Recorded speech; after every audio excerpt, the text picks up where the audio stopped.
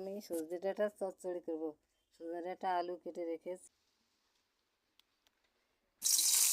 আর 5 ফোড়ন দিলাম। আমি আলুটা দিয়ে দিচ্ছি, পরিমাণ মতো লবণ,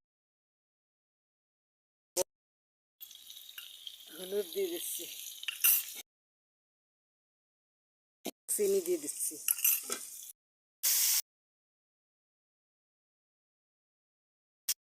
গলা গলা হয়েছে, এখন আমি সজনের ডাঁটা দিয়ে দিচ্ছি।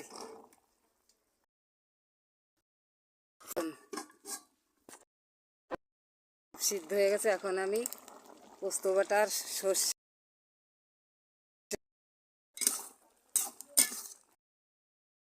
নামানোর আগে একটু কাঁচা তেল দিয়ে দিচ্ছি, গলিয়ে দিয়েছি।